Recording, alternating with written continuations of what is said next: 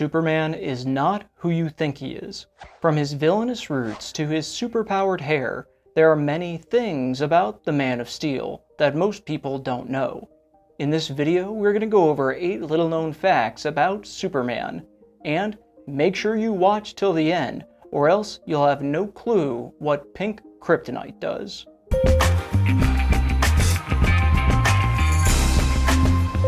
Superman started as a villain. Superman wasn't always good. In fact, in his first iteration, he was actually quite the villain. The character was first introduced in 1932 in a short story in which an evil scientist creates a potion that gives people telepathic superpowers. He tests this potion on Bill Dunn, a man who is down on his luck and suffering from the effects of the Great Depression, turning him into a Superman. After being given these powers, he becomes equally evil and tyrannical, and he turns on the scientist and kills him. This is because the scientist was planning on using the potion on himself to become superhuman. This created a kill or be kill power struggle between the two over the potion. But shortly after turning on the man who created him, Dunn's powers start to fade as they were only temporary, and he is left to regret his decision, as now he's unable to recreate the concoction and must return to being a powerless vagrant just as he started. Although it has many obvious differences, the Superman character would slowly morph over several years to finally become the Superman we know and love today. But before this happened, hard times weren't over yet for our hero. He was rejected many times before Action Comics #1. Jerry Siegel and Joe Shuster wrote and illustrated this original short story, and continued to work together to make comic strips for newspapers afterwards, but they didn't have much success. They were told that they had to be more sensational than anything else if they wanted to do well against the competition. This led to Superman being a hero with super strength and bulletproof skin instead of telepathic powers. Although closer to the modern Superman, this new comic was still rejected, leading to Siegel and Shuster parting ways. Superman's origin would then change to being a scientist from the future, but this too was rejected. Later, he turned into a child who was sent back in time as the Earth was on the verge of exploding. After being found in what was then the present, he was raised as an orphan, but had supernatural strength and impenetrable skin, and was given the first name Clark. This version, again rejected. After this, further revisions came. He turned into an alien from the planet Krypton. They flushed out his alter ego of Clark Kent, who pretends to be a timid journalist, and added Lois Lane, who is his colleague who is attracted to Superman but is unaware to his ties to Kent. This version still struggled to find a home with newspaper comic strips until things changed in January of 1938. A new comic anthology magazine called Action Comics was looking for new stories to add to the collection. Before this point, Siegel had not suggested the Superman character to be included, but Max Gaines, an employee at a newspaper that had recently rejected Superman as a comic strip, suggested forwarding the strips to the publishers, who were impressed, and asked for 13 pages of the character to be developed to be in the very first issue of Action Comics, which Siegel and Shuster, who were now working together again, accepted as they were tired of the constant rejections. Superman was featured on the front page of the new magazine, and in a form that we are much more accustomed to today. The result was a massive success, and the rest is history. Superman was an amalgam of many other popular characters. There's a saying that good artists borrow and great artists steal, and this quote definitely applies to the character of Superman.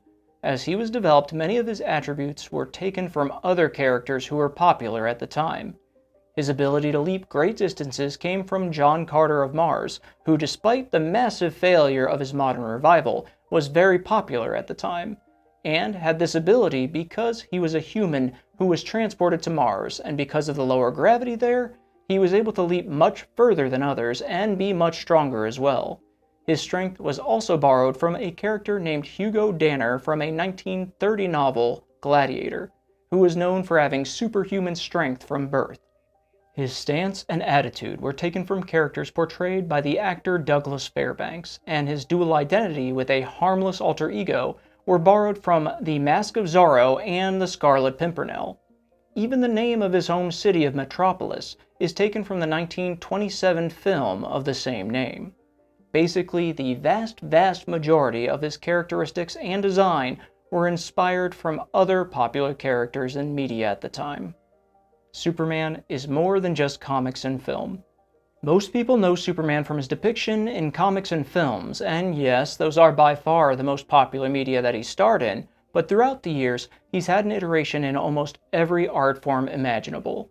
He starred in radio shows, vinyl, animation, TV, theater, live performances, novels, theme park rides, and even has his own sculpture, which, in my humble opinion, is terrible. And speaking of terrible depictions, most people know of his infamous video game disaster Superman 64, which many believe to be the worst video game of all time, but few know of his first appearance in a video game, which dates all the way back to 1979, when Atari published Superman for its popular game system. The game received a largely positive reception, and even continues to do so in more modern times.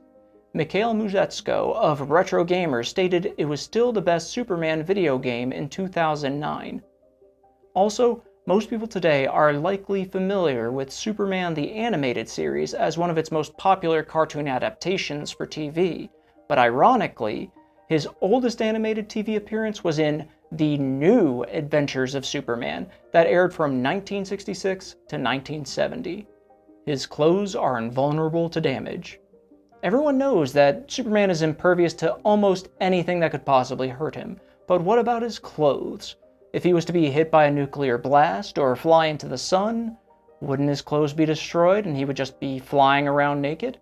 Well, as it turns out, the writers thought about this, and they came up with various solutions throughout the years. Originally, his suit was made of exotic materials that were impervious to damage, or that he created it himself out of material that he invented. Later versions attributed the suit's invulnerability to being made out of material from Krypton, which, like Superman, was unnaturally strong on Earth. Even later versions again changed the story so that the suit was actually made of normal materials found on Earth, but that Superman protects it with an invisible bioelectric aura, which prevents it from being destroyed. Either way, in most adaptations, Superman's suit is as impervious to damage as he is. His hair changes when he does. Superman's suit is not the only thing that changes when the character transitions from a mild-mannered Clark Kent to Superman. Along with losing his glasses, Clark also somehow gains an additional curl in his hair across his forehead.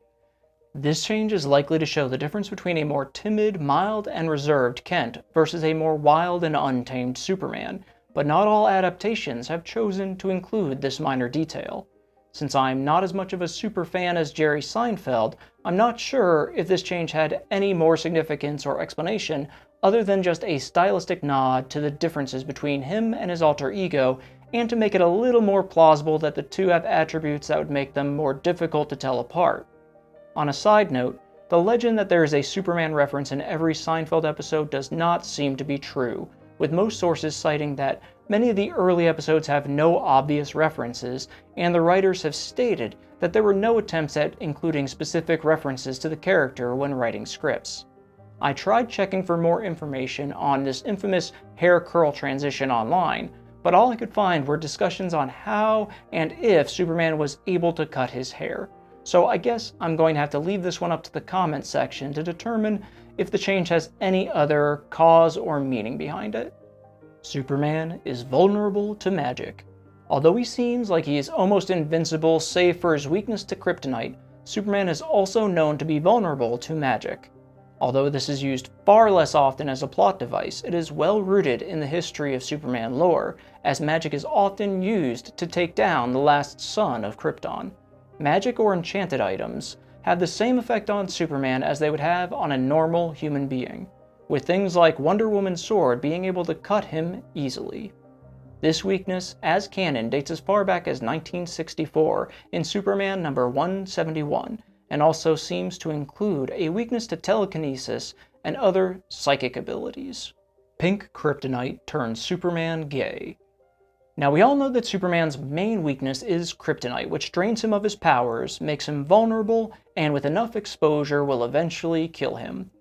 And that it's traditionally portrayed in green, and it either is or acts in a similar fashion to things that are radioactive, with green being attributed to radioactivity being a common trope that you can learn more about in our video 5 Misconceptions about Radiation and Radioactivity. But did you know that there are many other alternative colors of kryptonite with varying effects on Superman? There's the unpredictable red kryptonite, the fear-inducing yellow kryptonite, silver that gives paranoid delusions, purple that bestows the ability to control minds, and black kryptonite that can revert people between good and evil versions of themselves, just to name a few. But the most controversial and rarely mentioned version is pink kryptonite, that will either turn Superman stereotypically gay or invert his gender. Now to be fair, pink kryptonite has only really been seen on 2 occasions that I could find. One was in Superman Volume 4, number 79, and was meant to be a satire on how gender stereotypes were portrayed during the Silver Age of comics, and the other was in the Justice League Action Animated series, in which it briefly inverted Superman's gender. Now obviously, I don't have to say why this color of kryptonite has been seen as highly controversial, but it's safe to assume that Superman does not have to worry much about coming across this version anytime soon in anything other than fan fiction. Thanks for watching till the end. If you enjoyed this video and want to see us make more, please like, subscribe, comment, and share it, as engagement is a super way to help the channel grow. Or consider using our software for service businesses, or recommending it to someone you know. I'm Frank Ciopatini with Servetti Software, and I'll see you in the next one. Servetti helps services run better. For a demo or free trial, email frank@servetti.com or leave a comment.